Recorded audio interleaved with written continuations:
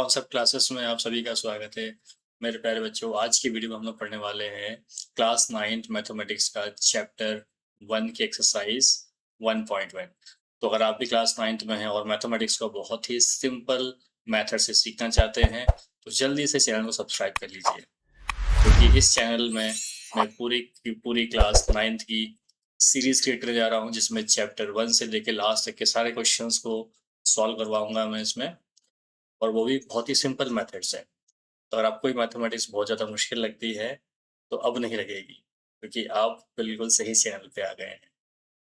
तो चलिए स्टार्ट करते हैं आज का टॉपिक।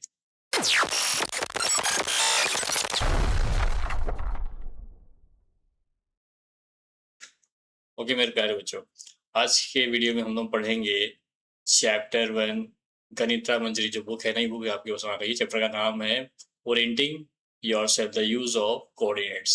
Okay, exercise set 1.1। ठीक है बच्चों, इस वीडियो में हम लोग एक्सरसाइज 1.1 कंप्लीट करेंगे। अब देखिए, कोऑर्डिनेट ज्योमेट्री बहुत ही ज़्यादा इजी है। कोऑर्डिनेट ज्योमेट्री को स्टार्ट करने से पहले आपको उसका बेसिक समझना पड़ेगा। अब बेसिक के लिए मैं ऑलरेडी एक वीडियो बना चुका हूँ, जिसका लिंक मैंने आपको आई बटन में दे दिया है। अगर आपने वो वीडियो नहीं देखा है तो मैं आपसे रिक्वेस्ट करूँगा कि वो वीडियो देख लीजिए, क्योंकि अगर वो वीडियो नहीं देखेंगे तो आपको बेसिक समझ में नहीं आएगा, और बेसिक समझ में नहीं आएगा तो ये क्वेश्चंस में आपको बहुत ज़्यादा प्रॉब्लम हो सकती है। और आपको अच्छे से बेसिक्स अगर आता है तो कोई बात ही नहीं है, आप एक्सरसाइज में बने रहिए हमारे साथ में। चलिए, तो यहाँ पे देखिए, इस एक्सरसाइज में सिर्फ एक ही क्वेश्चन दिया हुआ है, ठीक है, जो कि एक रियल लाइफ पे बेस्ड है। अब देखिए, यहाँ पे एक रियांस का रूम दिया हुआ है बच्चों, ठीक है। अब जो रियान का रूम दिया हुआ है, इसका ये टॉप व्यूज है, इसमें पूरा डेटाबेस दिया है आपके पास में, ठीक है। देखिए यहाँ लिखा हुआ है, Figure 1.3 shows Ryan's room with point OABC marking its corner।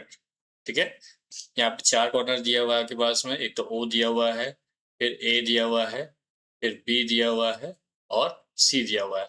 अब देखिए, ध्यान से देखेंगे आप लोग तो इन चारों कॉर्नर से कोऑर्डिनेट दिए हुए। कोऑर्डिनेट 0 कितना, कोऑर्डिनेट O कितना हो गया यहाँ पे आपके पास में 0,0 हो गया। कोऑर्डिनेट A की जो वैल्यू है वो है 12,0। कोऑर्डिनेट बी की जो वैल्यू है वो है 12,10, और सी की जो कोऑर्डिनेट है यहाँ पे दिया हुआ है 0,10। ठीक है बच्चों, तो यहाँ पे चारों के चारों पॉइंट्स कॉर्नर आपके पास में दिए हुए हैं। अब देखिए, दिया यहाँ पे the X and Y axis are marked in the figure. ठीक है, अब देखिए यहाँ पे जो हॉरिजॉन्टल लाइन जो होती है, बता चुका हूँ मैं आपको पहले भी इंट्रोडक्शन वाले पार्ट में। जो हॉरिजॉन्टल लाइन जो होती है, इसे हम लोग बोलते हैं एक्स एक्सिस बोलते हैं। क्या बोलते हैं? X axis. और जो वर्टिकल लाइन जो होती है बच्चों, ये होती है वाई एक्सिस। क्या होती है? Y axis.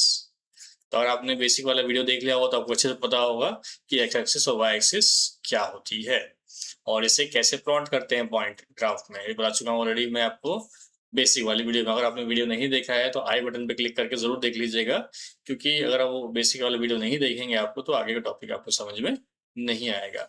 चलिए बच्चों, आगे बढ़ते हैं हम लोग।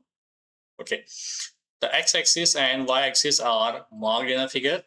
Point O is the origin. अब देखिए यहाँ पे O जो है वो ओरिजिन है। अब बता चुका हूँ पहले भी आपको मैं बेसिक वाले में कि ओरिजिन का जो कोऑर्डिनेट होता है वो होता है 0,0। ठीक है बच्चों, तो यहाँ पे ये आपके पास मुझे ग्राफ दिया था, ये फिगर 1.3 दिया हुआ है आपकी बुक में। ठीक है, अब इसी ग्राफ के बेसिस पे आपको कुछ क्वेश्चन दिए हैं, उसका आपको आंसर देना है, जो कि बहुत ज्यादा सिंपल है। चलिए स्टार्ट करते हैं हम लोग 1 बाय 1। देखिए, पहला जो क्वेश्चन दिया हुआ है वो दिया है यहाँ पे, if D1R1 represents the door to Ryan's room. ठीक है, अब देखिए यहाँ पे क्या दिया हुआ है, D1R1। देखिए यहाँ पे ये D1 दिया है बच्चों, और ये दिया हुआ है R1 दिया हुआ है। ठीक है, अब ये क्या शो कर रहा है, जो रियान का जो रूम है इसका डोर को रिप्रेजेंट कर रहा है D1R1। ये कोऑर्डिनेट जो है इसके रियान के रूम को रिप्रेजेंट कर रहा है। देखिए D1 यहाँ से स्टार्ट हो रहा है, और R1 यहाँ ये देखिए मार्क दिया, यहाँ पे एरो दिया है, यहाँ तक खत्म हो रहा है। ठीक है, तो यहाँ से लेके यहाँ तक ये जो रियान का जो डोर है, इसकी ये विड्थ दी हुई है बच्चों यहाँ पे। ठीक है, चलिए आगे बढ़ते हैं हम लोग। How far is the door from the left wall. The Y axis of the room, how far is the door from the X axis. देखिए अब यहाँ पे जो कोऑर्डिनेट तो दिए हैं आपके पास में D1 R1 के, इसके डोर की जो विड्थ है ना, उसके कोऑर्डिनेट्स आपके पास में दिए हुए हैं। और क्वेश्चन पूछा गया है कि how far is the door from the left wall, मतलब जो डोर जो है वो लेफ्ट वॉल से कितनी दूरी पे है, मतलब वाई एक्सिस। लेफ्ट वॉल मतलब क्या हो गया, देखिए ये है आपके पास लेफ्ट वॉल हो गया बच्चों, मतलब ये वाई एक्सिस हो गया, है ना। तो वाई एक्सिस से इसकी दूरी कितनी है पहले तो बताना क्वेश्चन फर्स्ट में आपको ये, ठीक है, ऑफ द रूम। उसके बाद सेकंड पूछा क्या है, how far is the room from the X axis. अब ध्यान से देखेंगे तो ये पॉइंट जो है बच्चों वो तो एक्स एक्सिस पे ही है, ठीक है। अब जो पॉइंट एक्स एक्सिस पे ही है ना, उसकी दूरी कितनी होगी, ऑब्वियस सी बात है ये तो 0 ही होगी, ठीक है, इसमें कोई डाउट ही नहीं है, इसका आंसर होगा 0। बट अगर हम लोग देखा जाए वाई एक्सिस से दूरी कितनी है, तो देखिए यहाँ से वाई से अगर आप लोग मेजरमेंट करें, देखिए यहाँ पे एक्स में जब भी वाई से जो दूरी देखते हैं हम लोग किस में देखते हैं बच्चे, हम लोग बता चुका हूँ आपको बेसिक वाले में, एक्स एक्सिस पे देखते हैं वाई से दूरी, और एक्स से दूरी देखते हैं हम लोग वाई एक्सिस पे। तो वाई एक्सिस पे देखने की जरूरत ही नहीं, क्योंकि देखो एक्स से दूरी जो है उसकी 0 है, क्योंकि ये एक्स एक्सिस बन रहा है। बट वाई एक्सिस से दूरी कितनी होगी बच्चे, देखिए यहाँ पे ये यहाँ से जा रहा है, कहाँ किस पॉइंट तक जा रहा है, ये +8 तक ही जा रहा है, मतलब वाई एक्सिस से दूरी कितनी होगी बच्चों उसकी, ये +8 हो गया। चलिए तो उसको लिखेंगे कैसे, लिख देता हूँ बच्चों यहाँ पे, देखिए इसको इस टाइप से लिखेंगे हम लोग, फर्स्ट सोल्यूशन लिखेंगे यहाँ पे, coordinate of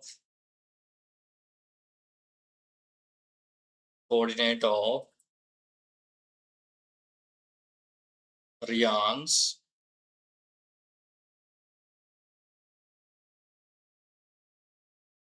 रियांस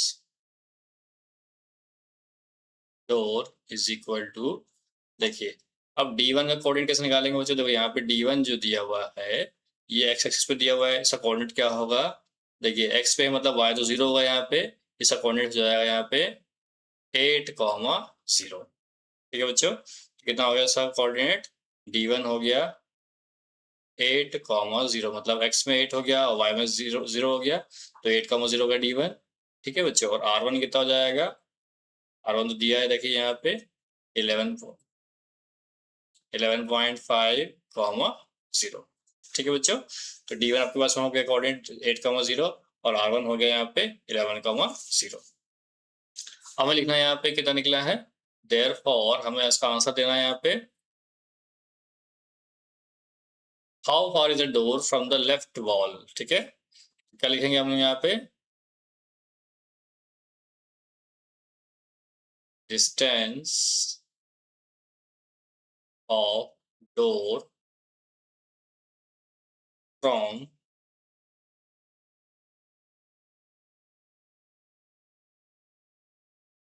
left wall is equal to 8 unit, ठीक है बच्चों। क्योंकि देखिए बताती हूँ आपको कि जो वाई एक्सिस से जो दूरी होती है वो हम लोग एक्स एक्सिस पे देखते हैं, और एक्स एक्सिस से जो दूरी होती है वो हम लोग देखेंगे वाई एक्सिस पे। बट क्योंकि ये पॉइंट जो है एक्स एक्सिस पे ही बन रहा है, ठीक है, तो ये इसका कोऑर्डिनेट, इसका जो डिस्टेंस होगा वो कितना होगा, 0 होगा। अब लिखेंगे यहाँ पे हम लोग, एक सेकेंड सेकेंड उसका answer, distance of door from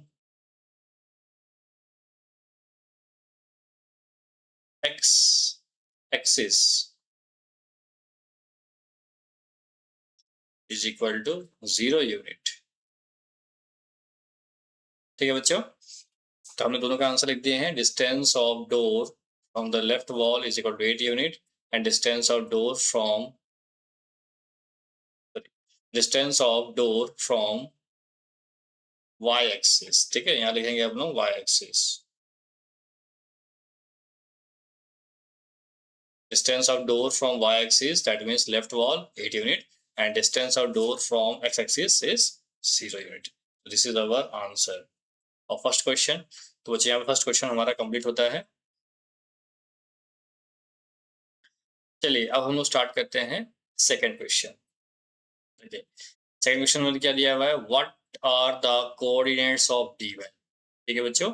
यहाँ पे जो D1 है इसका कोऑर्डिनेट क्या होगा, देखिए D1 यहाँ पे ये दिया हुआ है, तो D1 में बच्चों कोऑर्डिनेट पहले ही बता चुका हूँ मैं, क्योंकि देखो एक्स एक्सिस पे दिया हुआ है, मतलब y की वैल्यू क्या होगी बच्चे यहाँ पे 0 होगी। बता चुका हूँ मैं आपको कि इसको हम ऑर्डर पेयर में लिखते हैं, पहले हमेशा x आता है, सेकंड में हमेशा y आता है। तो देखिए यहाँ पे x की जो वैल्यू है वो 8 है, और y कोऑर्डिनेट की वैल्यू क्या है बच्चों, y में तो ऊपर ना नीचे जा रहा है, कहीं जा ही नहीं रहा है वो, मतलब y की वैल्यू क्या होगी, 0 होगी। तो ये इस पर सिंपल सा आंसर लिख देंगे हम लोग यहाँ पे, और is the coordinate of D1, लिख देंगे डायरेक्टली हम लोग यहाँ पे 8,0। बहुत सिंपल था ये वाला क्वेश्चन, ठीक है बच्चों। तो 8,0 किसका आ गया यहाँ पे, कोऑर्डिनेट D1 का आ गया। चलिए अब अगले वाले में पढ़ते हैं हम लोग। अब थर्ड क्वेश्चन करते हैं इसी का हम लोग। देखिए अब दिया है यहाँ पे, if R1 is the point 11,5 11.5,0, how wide is the door? Do you think this is comfortable width for the room door? If the person in a wheelchair wants to enter the room, will she be able to do so easily? चलिए check करते हैं इसका answer क्या होना चाहिए। Okay बच्चों, तो यहाँ पे क्या दिया हुआ है, if R1 is the point, देखिए क्या दिया है 11.5,0, ठीक है। R1 कितना दिया आपके पास में, 11.5,0 दिया हुआ है आपके पास में, ठीक है। How wide is the door, मतलब डोर कितना चौड़ा है। How wide is the door मतलब उसकी चौड़ाई बतानी है, डोर की चौड़ाई कितनी है बच्चों, चलो बताते हैं आपको। तो इसका थर्ड वाला क्वेश्चन हम लोग यहाँ पे सॉल्व करते हैं। अब देखिए यहाँ पे D1 का जो कोऑर्डिनेट कितना हो गया बच्चों, देखो D1 और R1 इसके यहाँ पे कोऑर्डिनेट्स दिए हैं। D1 कितना दिया है बच्चों, D1 दिया है 8,0, ठीक है। और R1 कितना दिया है, R1 कोऑर्डिनेट दिया हुआ है यहाँ पे 11.5,0। अब देखिए ध्यान से देखेंगे अगर आप लोग, तो दोनों का ही y कोऑर्डिनेट जो है यहाँ पे 0 दिया हुआ है, क्योंकि ये x एक्सिस पे बन रहा है, बट दोनों का x एक न्यूमेरिकल वैल्यू है, ठीक है। तो अगर इनकी विड्थ निकालनी है, हमें डोर की विड्थ निकालनी है, तो हमें इनके x कोऑर्डिनेट को सबट्रैक्ट करना पड़ेगा, तो हमें क्या मिल जाएगी, डोर की विड्थ मिल जाएगी। तो अब लिखेंगे यहाँ पे therefore width of door equal to, दोनों को माइनस कर देंगे हम लोग, 11.5 माइनस 8, कितना मिल जाएगा बच्चे आप लोगों को, यहाँ मिल जाएगा 3.5 यूनिट। अब देखिए यहाँ पे कुछ यूनिट तो दिया नहीं आपके पास में, मेजरमेंट सेंटीमीटर फीट या मीटर को दिया नहीं है, तो हम सिंपली यहाँ पे यूनिट लिख देंगे, ठीक है बच्चों। तो ये मिल गई आप लोगों को, डोर की वेट तो मिल चुकी है। चलिए अब इसमें कुछ और क्वेश्चन भी दिए हैं, उसको समझते हैं हम लोग। देखिए यहाँ लिखा हुआ है, do you think this is comfortable with for the room door. Okay बच्चों, उसका क्वेश्चन दिया हुआ है, do you think this is comfortable with for the room door. अब देखिए यहाँ पे 3.5 जो यूनिट दिया है आपके पास में, अब यूनिट तो दिया नहीं आपके पास में, बट जनरली जो डोर की विड्थ जो होती है वो फीट में होती है, देखिए जनरली जो डोर की जो विड्थ होती है वो या तो 3 फीट होती है या तो फिर 4 फीट, 3 और 4 फीट के अंदर में होती है जनरली नॉर्मल जो विड्थ होती है। वैसे तो 4 कई बार 4 से ज़्यादा भी होती है, बट जो नॉर्मल जो डोर होता है घरों का, वो या तो 3 फीट का होगा या फिर 4 फीट का होगा। तो देखिए देखा जाए तो यहाँ पे 3.5 फीट दी हुई है, मतलब ये सफिशियंट है, ठीक है। मतलब ये कंफर्टेबल विड्थ है, ना ही कम है ना ही बहुत ज़्यादा है, देखा जाए तो ये सही विड्थ है, ठीक है बच्चों। तो इसका जो आंसर लिखेंगे हम लोग, क्या लिख देंगे बच्चों, हम लोग लिखेंगे यस। क्या क्वेश्चन दिया है, do you think this is the comfortable width for the room door, ठीक है बच्चों। तो हम लिखेंगे यहाँ पे यस, हम लिखेंगे यहाँ पे यस, ठीक है बच्चों। देखिए इसमें एक कंडीशन और जोड़ दी गई है, और इसमें पूछा गया है कि अगर कोई पर्सन, ठीक है, वो कोई भी हो सकता है, अगर वो व्हील चेयर के थ्रू इस डोर वो व्हील चेयर में बैठ के इस डोर के थ्रू अगर एंटर होना चाहता है, तो क्या वो कंफर्टेबली एंटर हो सकता है, यस या नो। चलिए चेक करते हैं। अब जनरली देखा जाए तो व्हील चेयर की जो एवरेज विड्थ जो होती है वो या तो 2 फीट होती है या तो फिर 2.5 फीट तक होती है, ठीक है, जो कि एवरेज विड्थ है इसकी, ठीक है।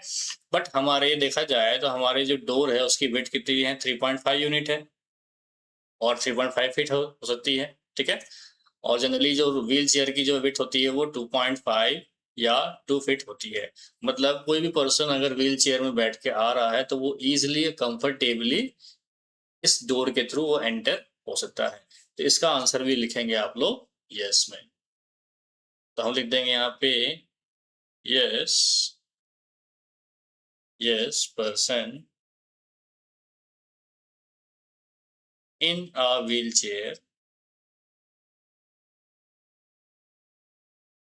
Wheel chair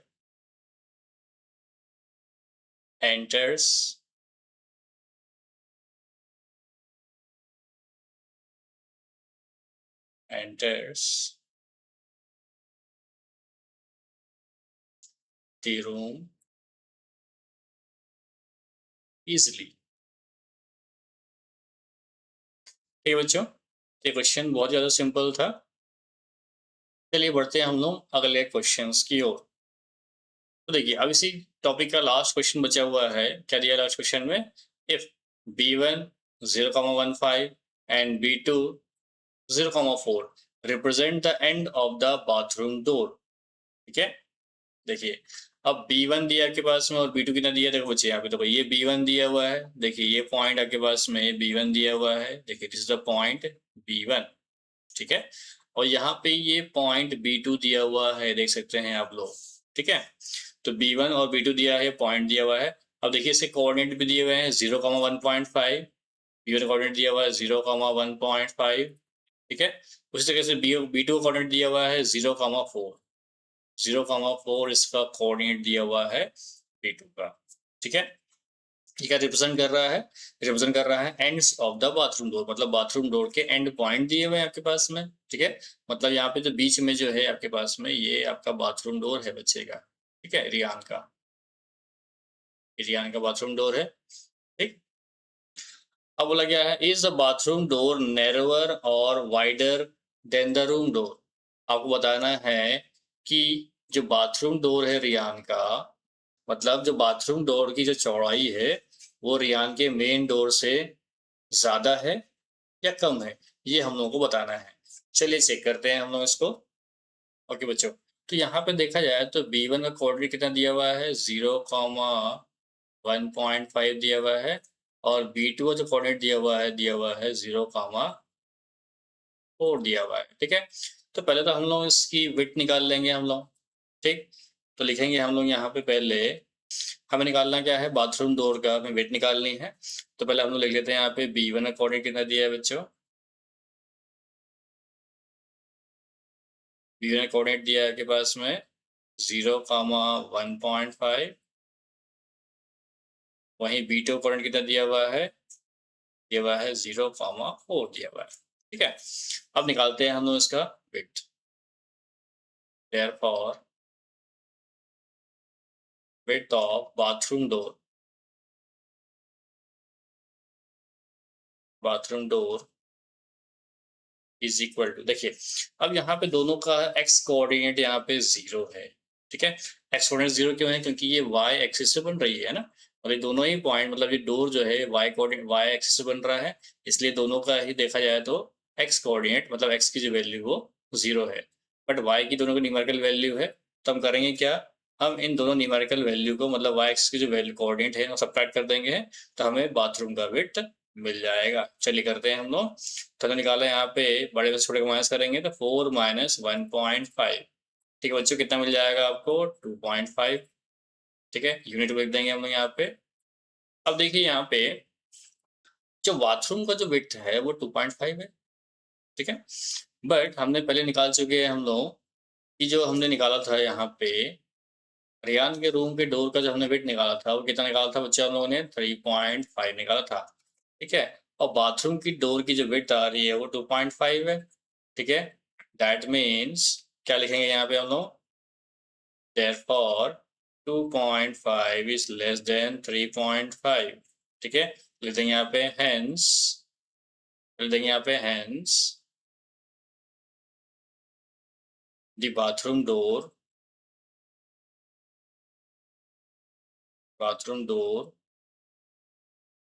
is narrower than the room store. ठीक है बच्चों, मतलब अब देखा जाए तो नॉर्मल भी देखते हैं हम लोग अगर, तो बाथरूम का जो भी डोर होता है वो क्या होता है, मेन डोर जो होता है उससे हमेशा नैरो, मतलब उसकी चौड़ाई कम ही होती है। ठीक है बच्चों। सो बच्चों यहाँ पे एक्सरसाइज 1.1 होती है कंप्लीट। उम्मीद करता हूँ ये टॉपिक आपको समझ में आ गया। प्यारे बच्चों, आज की वीडियो में बस इतना ही। उम्मीद करता हूँ वीडियो में बताया हुआ टॉपिक आपको समझ में आ गया है। अगर वीडियो समझ में आ गया है तो वीडियो को लाइक करें, शेयर करें अपने फ्रेंड्स के साथ में, और चैनल में पहली बार आए हैं तो चैनल को सब्सक्राइब ज़रूर कीजिएगा। मिलते हैं नेक्स्ट वीडियो में अगली एक्सरसाइज के साथ में। Till then bye bye and take care.